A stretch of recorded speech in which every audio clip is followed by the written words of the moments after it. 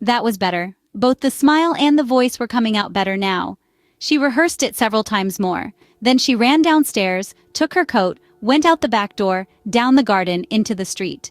It wasn't 6 o'clock yet and the lights were still on in the grocery shop. "Hello, Sam," she said brightly, smiling at the man behind the counter. "Why, good evening, Mrs. Maloney. How are you?" "I want some potatoes, please, Sam. Yes, and I think a can of peas." "Patrick's decided he's tired and doesn't want to eat out tonight," she told him. "We usually go out on Thursdays, you know, and now he's caught me without any vegetables in the house." "Then how about meat, Mrs. Maloney?" "No, I've got meat, thanks. I got a nice leg of lamb from the freezer. I don't know much like cooking it frozen, Sam, but I'm taking a chance on it this time. You think it'll be all right?" "Personally," the grocer said, "I don't believe it makes any difference. You want these Idaho potatoes?" "Oh yes, that'll be fine. 2 of those." "Anything else?" The grocer cocked his head to one side, looking at her pleasantly. "How about afterward? What are you going to give him for afterward?" "What would you suggest, Sam?" The man glanced around his shop. "How about a nice big slice of cheesecake? I know he likes that." "Perfect," she said. "He loves it."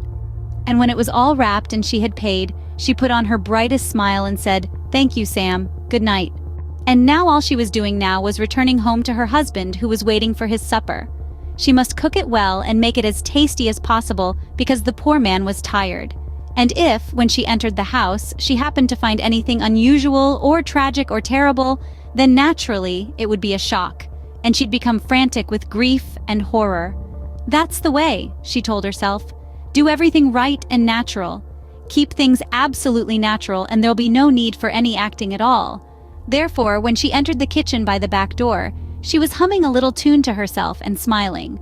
"Patrick," she called. "How are you, darling?" She put the parcel down on the table and went through into the living room. And when she saw him lying there on the floor with his legs doubled up and one arm twisted back underneath his body, it really was rather a shock. All the old love and longing for him welled up inside her, and she ran over to him, knelt down beside him, and began to cry her heart out. It was easy. No acting was necessary. A few minutes later, she got up and went to the phone. She knew the number of the police station, and when the man at the other end answered, she cried to him, "Quick, come quick, Patrick's dead." "Who's speaking?" "Mrs. Maloney, Mrs. Patrick Maloney." "You mean Patrick Maloney's dead?" "I think so," she sobbed. "He's lying on the floor and I think he's dead." "Be right over," the man said.